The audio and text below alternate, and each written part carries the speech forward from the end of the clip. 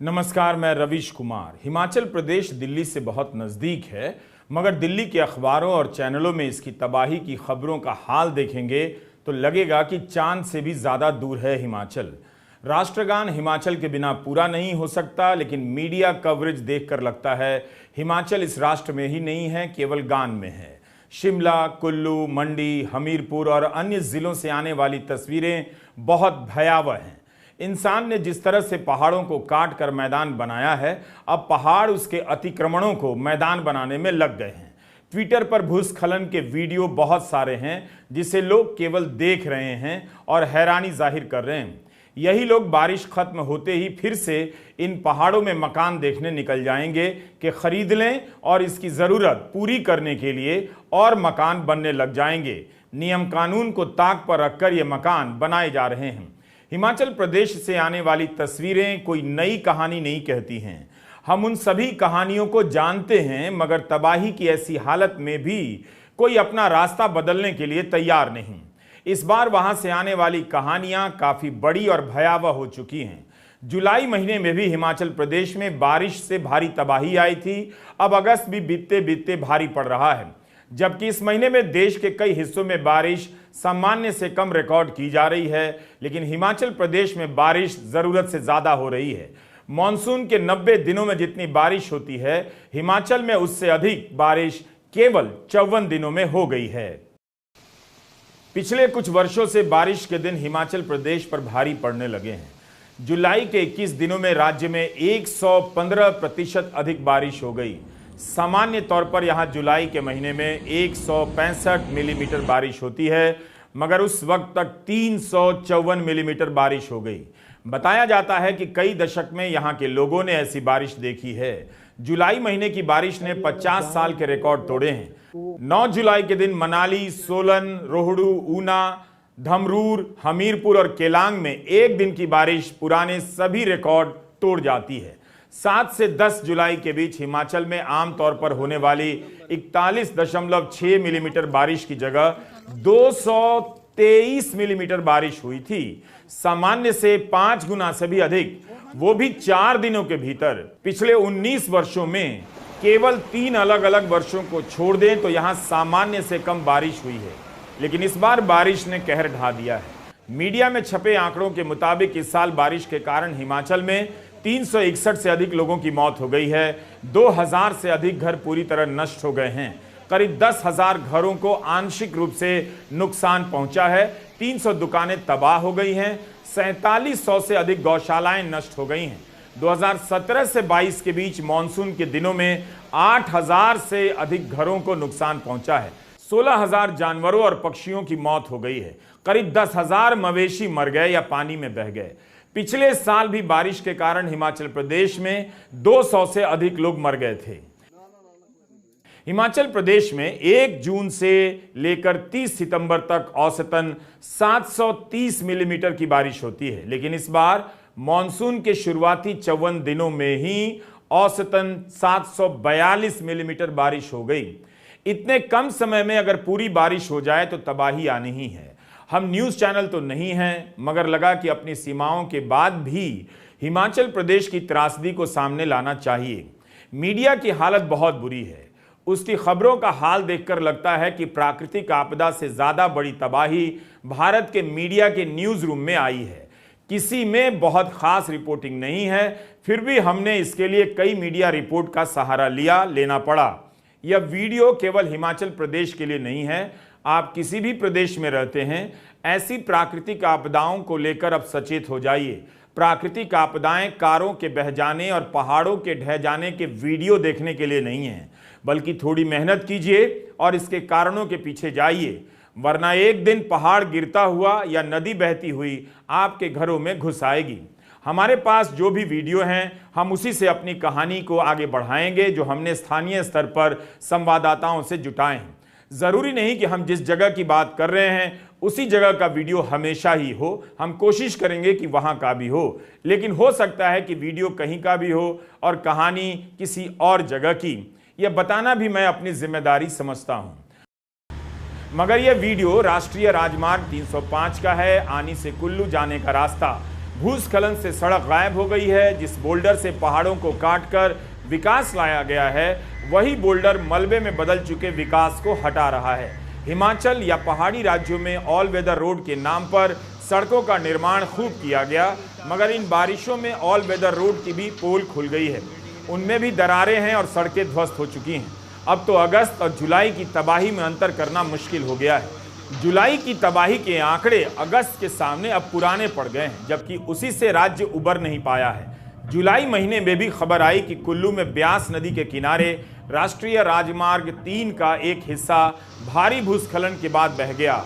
हजारों मार्गों पर राज्य परिवहन निगम की बसों का चलना बंद कर दिया गया। भारी ट्रैफिक जाम लग गया राज्य भर में। कुल्लू में आनी बस स्टैंड के पास 8 इमारतें एक के बाद एक कर गिरती चली गईं। ये वीडियो बहुत ही वायरल हुआ है। यह सोलन परवाणू हाईवे है। कहीं पर सड़क पूरी तरह ध्वस्त हो चुकी है, कहीं पर दरारें आ गई हैं, कई जगहों पर किनारे से सड़क धंस गई है। भूस्खलन से कई जगहों पर इतना मलबा गिरा है कि रास्ता बंद करना पड़ा। अगस्त महीने में भी सैकड़ों जगहों पर सड़कें धंसी हैं और बंद करना पड़ा है। 14 अगस्त के आसपास 600 से अधिक सड़कों को बंद करना पड़ा। मंडी में बारिश से भारी तबाही आई, जहां 200 से अधिक सड़कें ठप हो गईं। इस वक्त हिमाचल प्रदेश में ट्रैफिक का क्या ही हाल होगा, लोग कैसे अस्पताल पहुंच रहे होंगे, आप इसकी कल्पना कीजिए। हजारों की संख्या में सड़कें क्षतिग्रस्त हो गई हैं। बद्दी में बालद नदी में आए उफान से पुल क्षतिग्रस्त हो गया है, 2 हिस्सों में बंट गया है। और मंडी का ऐतिहासिक पुल भी टूटकर ब्यास नदी में समा गया। ब्यास नदी में पानी के वेग से मंडी में और बंजार को जोड़ने वाला एक पुल बह गया। चमेरा में रावी नदी बाकन पुल को बहा ले गई।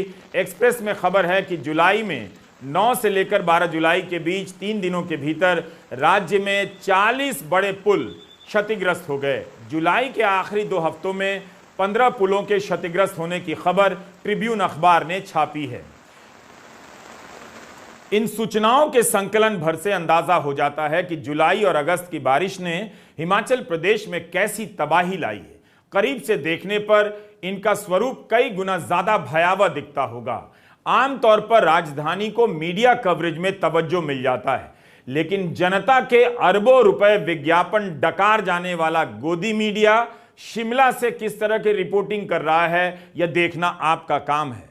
हिमाचल प्रदेश से आने वाली तस्वीरें बता रही हैं कि यहां भयंकर भूकंप की तरह की तबाही आई है। शिमला कालका नेशनल हाईवे का भी हाल बहुत बुरा है। शिमला में इस बार पेड़ खूब गिरे हैं। मीडिया रिपोर्ट में यह आंकड़ा मिला है कि 350 से अधिक पेड़ बारिश के कारण उखड़ गए। यह कोई सामान्य पेड़ नहीं है, बल्कि देवदार के पेड़ हैं। आदेश दिया गया है कि खतरनाक पेड़ों को जल्द से जल्द काटा जाए। जिनके गिरने से खतरा माना जा रहा है, उन्हें काटा जा रहा है या उखाड़ा जा रहा है। यह अपने आप में दो तरफा तबाही है। बारिश के कारण पेड़ गिरने वाले हैं, गिर गए हैं, और इनके गिरने से दूसरी तबाही ना आ जाए, इसलिए पेड़ों को काटा जा रहा है, जबकि मिट्टी को पकड़कर रखने वाले पेड़ ही होते हैं। राजधानी शिमला में बारिश की तबाही का चेहरा ये पेड़ बनते जा रहे हैं। पता चल रहा है कि हमने पहाड़ों को कितना कमजोर कर दिया है। इन पेड़ों को काटना हटाना भी आसान काम नहीं है।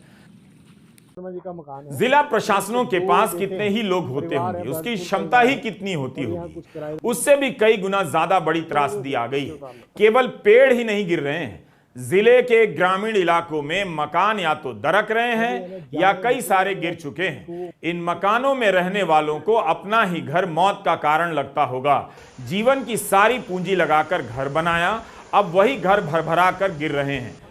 शिमला में भी 200 से ज्यादा सड़कों को बारिश के कारण अवरुद्ध करना पड़ा था। 14 अगस्त को यहां के समर हिल में पुराना शिव मंदिर है, बारिश के कारण धंस गया। 20 लोगों की इस दुर्घटना में मौत हो गई। 11 दिनों तक यहां बचाने का ऑपरेशन चला, तब जाकर मलबा हटा और शवों को निकाला गया। हिंदू में शिमला के पूर्व डिप्टी मेयर टिकेंद्र सिंह पवार ने लिखा है कि यह मंदिर एक गॉर्ज के भीतर बनाया गया था, जहां नहीं बनना चाहिए था। और तो और शिमला के एक बाहरी इलाके के लिए वाटर सप्लाई सिस्टम भी यहीं बनाया गया है। एनडीआरएफ, एसडीआरएफ, पुलिस के जवान, सेना के जवानों ने महत्वपूर्ण भूमिका निभाई। इस हादसे में एक परिवार के 7 लोगों की मौत हो गई। लोग इस वक्त असहाय हैं। अब यह त्रासदी इतनी बड़ी हो चुकी है कि सरकार केवल पैच वर्क कर सकती है और जनता प्रार्थना कि ऐसी बारिश फिर ना हो। धंस चुकी इमारतों से लेकर गिर रही इमारतों के वीडियो से अंदाजा तो मिलता है, लेकिन हिमाचल प्रदेश की तबाही उससे कहीं ज्यादा बड़ी है। मुख्यमंत्री के ट्विटर हैंडल पर आर्थिक मदद की तस्वीरें बहुत ज्यादा हैं। इस वक्त राज्य की तबाही बड़ी है, आर्थिक मदद भी चाहिए, लेकिन उस ट्विटर हैंडल से पता नहीं चलता कि राज्य की तबाही कितनी बड़ी है।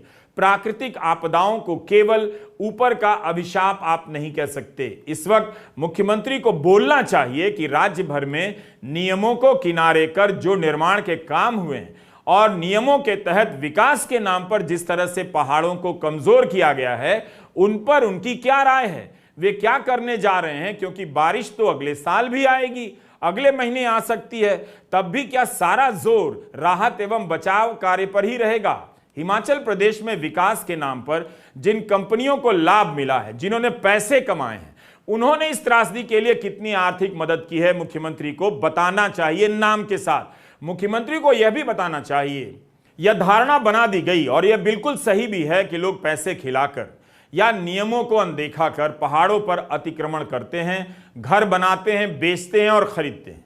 2 मंजिला मकान बनाने की इजाजत होती है, 7 मंजिला मकान बना लेते हैं। किसी को इससे तकलीफ नहीं हो रही थी, लेकिन यह बात भी उतनी ही सही है कि पहाड़ों को नुकसान केवल अवैध अतिक्रमण से नहीं हुआ है, विकास के नाम पर वैध अतिक्रमण से भी हुआ है।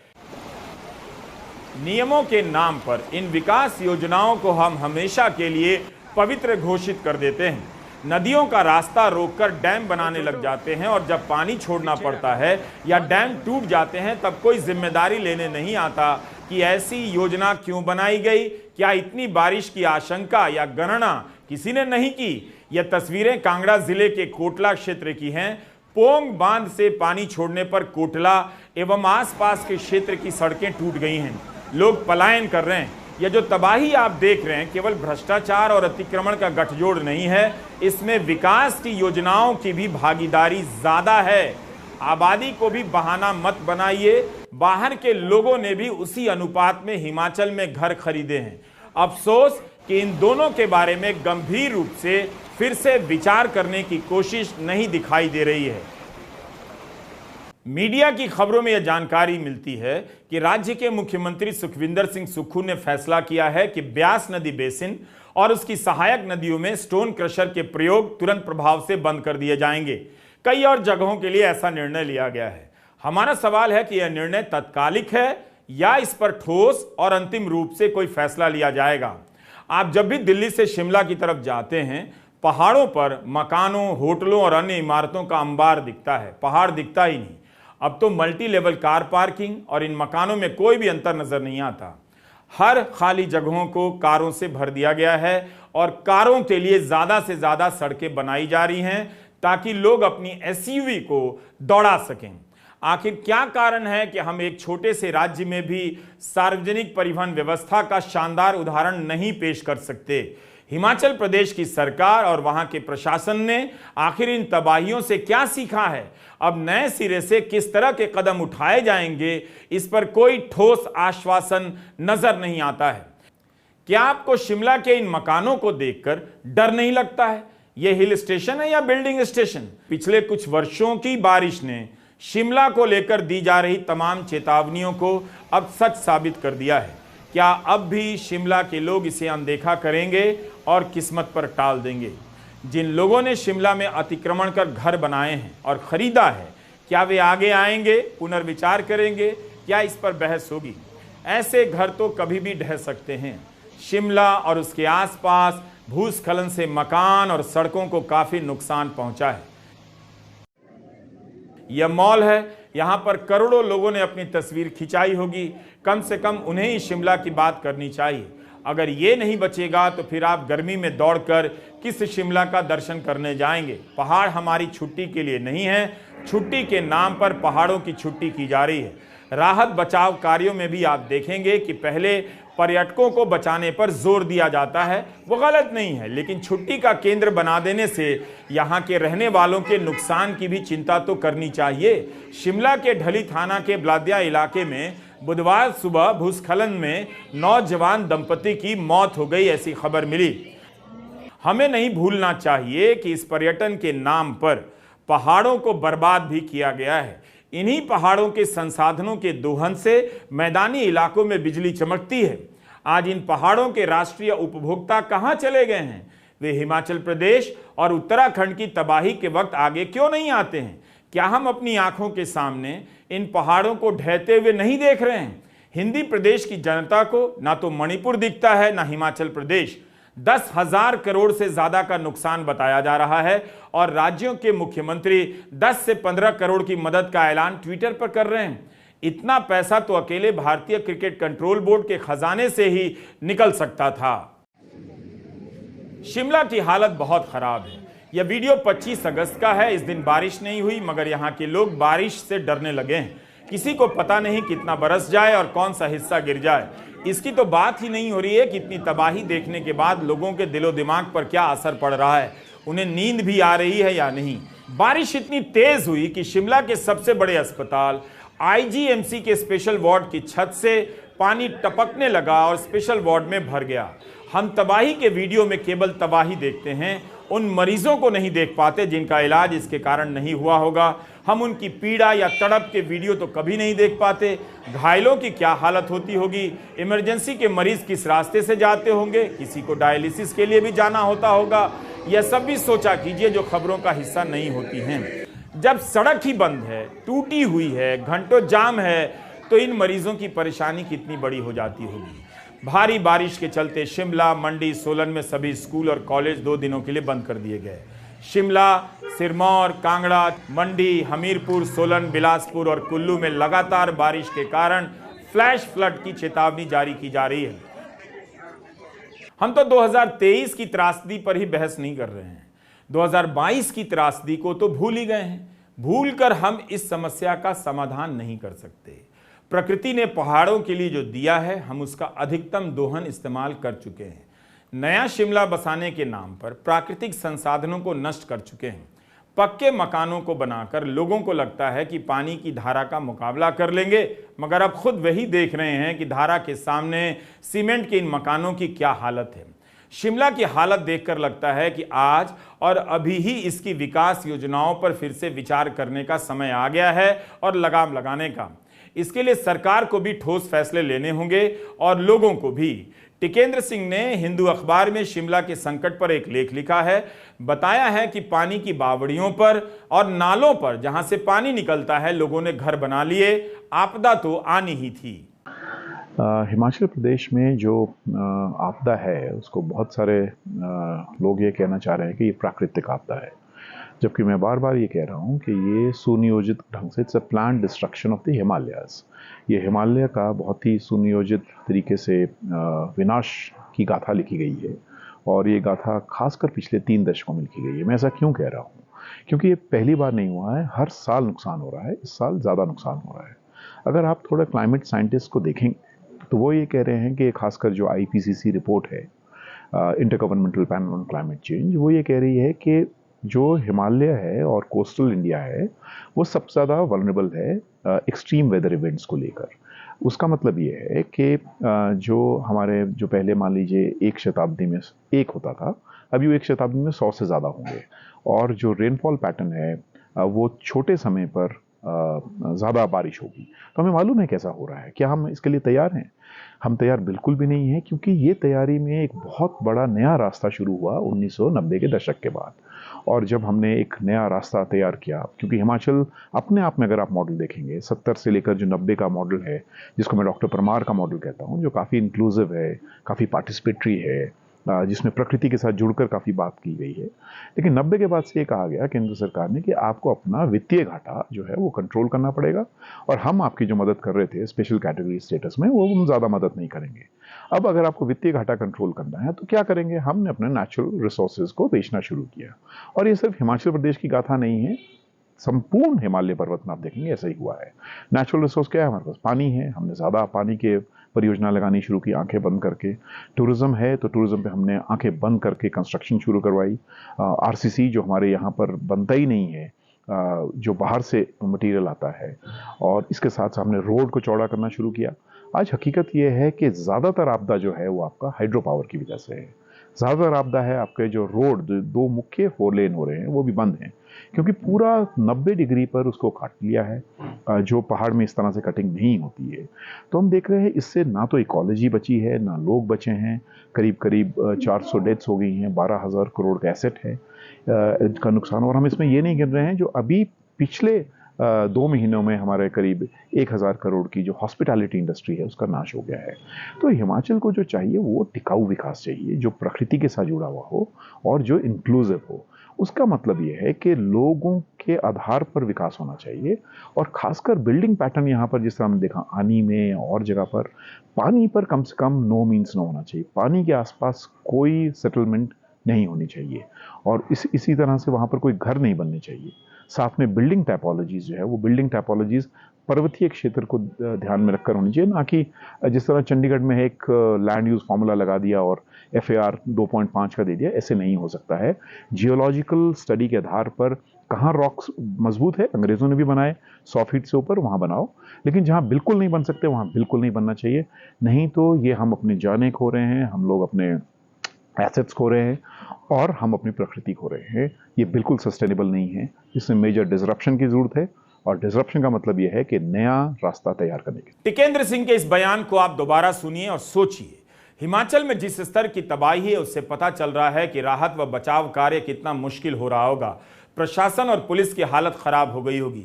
हम ऐसे वक्त में इन कार्यों से अपने लिए कुछ नायक खोज लेते हैं, लेकिन जरूरत ऐसे नायक की है जो फैसला ले कि प्रकृति के संसाधनों को कैसे बचाएंगे, अतिक्रमण कैसे रोकेंगे, दोनों तरह के अतिक्रमण, अवैध वाले भी और विकास के नाम पर होने वाले वैध अतिक्रमण भी। इस रिपोर्ट में कई अखबारों के कई संवाददाताओं की मेहनत शामिल है। हम सबके नाम नहीं ले रहे हैं, मगर उनका ध्यान जरूर है। हिमाचल की खबरों को देखते हुए भारत की नष्ट कर दी गई पत्रकारिता पर भी अफसोस हुआ। आप देखिएगा प्रधानमंत्री जब बेंगलुरु जाएंगे तब कैसा कवरेज होगा, और हिमाचल में कोई पुल गिरा है, किसी का घर गिर गया है, उसे लेकर मीडिया में कैसी संवेदनशीलता है देख लीजिए। वरना मीडिया भी अपने आप में एक प्राकृतिक और राष्ट्रीय आपदा तो बन ही गया है। भारत के अलग अलग राज्यों में हिमाचल प्रदेश को लेकर किस तरह के कवरेज हो रहे हैं यह तो पता नहीं, लेकिन दिल्ली के अखबारों और चैनलों को देखकर लगता है कि हिमाचल प्रदेश दिल्ली की भीषण गर्मी से बचने का एक ऐसा प्रदेश भर है जहां लोगों को जाकर कुछ दिन बिताना है। हम आपको न्यूयॉर्क टाइम्स में हाल की उन खबरों को दिखाना चाहते हैं जिनका संबंध प्राकृतिक आपदाओं से है। केवल अमेरिका ही नहीं, दूसरे देशों की आपदाओं को भी कितनी जगह मिली है। अमेरिका का अखबार है तो वो सिर्फ अमेरिका पर ही केंद्रित नहीं है। 24 अगस्त के न्यूयॉर्क टाइम्स के पहले पन्ने पर ग्रीस में फैली जंगली आग पर रिपोर्ट है। अखबार के अंदर देखेंगे तो और खबरें दिखेंगी। 9वें पन्ने पर ग्रीस की जंगली आग पर विस्तृत रिपोर्टिंग है। ये भी देखिए, अगर पृथ्वी का तापमान बढ़ता रहा और समंदर गर्म होता रहा तो मछलियों की याददाश्त पर असर पड़ेगा, ऐसी खबर छपी है। वे अपने बचाव करने में कम सक्षम रह पाएंगी। 23 अगस्त के न्यूयॉर्क टाइम्स के पहले कॉलम में सोमिनी सेनगुप्ता की रिपोर्ट है कि पूरे विश्व में मौसम भयानक करवट ले रहा है। जंगली आग, तूफान, भूस्खलन और हीट वेव की बढ़ती घटनाएं एक चिंताजनक भविष्य की तरफ इशारा कर रही हैं। बताया है कि हाल के कई वर्षों में जुलाई सबसे गर्म महीना रहा। अगस्त में मौसम से जुड़ी कई आपदाएं दुनिया भर में कहर बरपा रही हैं। मौसम को सिर्फ मौसम की तरह नहीं देखा जाता है, इसका मानव जीवन, प्रकृति, राजनीति, संसाधनों पर क्या असर पड़ रहा है, इसकी समझ बनाने की कोशिश की जाती है। इन अखबारों में किसी दिन जलवायु परिवर्तन की तबाही पर कई सारी खबरें छपती हैं, बड़े आकार में छपी हुई हैं और तमाम जानकारियों के साथ। मैं 1000 बार कह रहा हूं, गोदी मीडिया से आप सावधान रहिए। यह अपने आप में प्राकृतिक आपदा है। इसका एक ही काम है, आपको स्क्रीन से गायब कर देना और स्क्रीन पर प्रधानमंत्री मोदी को बिठा देना। अगर आप अब भी नहीं समझने के लिए तैयार हैं तो और 1000 बार इसे दोहराने वाला हूं। मीडिया आपको बदल रहा है, आपकी खबरों को गायब कर रहा है। हिमाचल प्रदेश की जनता को ही निर्णय लेना होगा कि उसे क्या चाहिए। सरकार तबाही के बहाने बचाव कार्य में लगी रहेगी और बचाव में अच्छा काम कर वाहवाही लूट लेगी। ये काम जरूरी है, मगर इस वक्त निर्णय इस बात को लेकर करना है कि राज्य को कैसा विकास चाहिए। ऑल वेदर रोड के नाम पर जितनी सड़कें बनी हैं उन्हीं की पब्लिक ऑडिट होनी चाहिए। इन्हें किस बात का ऑल वेदर रोड कहा जाता है? आपने यह बोगस नाम कैसे स्वीकार कर लिया? कैसे? आप ही बताइए। जब पहाड़ धंस जाएगा तो ऑल वेदर रोड बचा रहेगा? नेता आपको मूर्ख बनाते हैं, बनाते भी रहेंगे, मगर आप क्यों मूर्ख बनते जा रहे हैं? थोड़ा तो सोचिए। पहाड़ ऑल वेदर तभी होंगे जब और मकान नहीं बनेंगे और पेड़ों को नहीं काटा जाएगा। और दिल्ली के अमीर ये सोचें कि उन्हें एक ऐशगाह बनाने के लिए हिमाचल प्रदेश में ही घर क्यों चाहिए। अगर आप यह सोचते हैं कि सारी समस्या की जड़ वहां की जनसंख्या है तो आप सही नहीं हैं। हिमाचल प्रदेश के लिए प्रार्थना आप बारिश से मत कीजिए, आसमान की तरफ देखकर मत कीजिए, लोगों से कीजिए कि जागिए और 4 लेन के नाम पर बन रही सड़कों को एक बार देख लीजिए। 2 दिन की बारिश में सैकड़ों सड़कें बंद कर दी गई, सड़कें ध्वस्त हो जा रही हैं, घंटों जाम में रहना पड़ता है। बड़े बड़े राष्ट्रीय राजमार्गों की हालत खराब है। सड़कें बहुत जरूरी हैं, मगर हमें पता होना चाहिए कि कितनी जरूरी हैं। नमस्कार, मैं रवीश कुमार।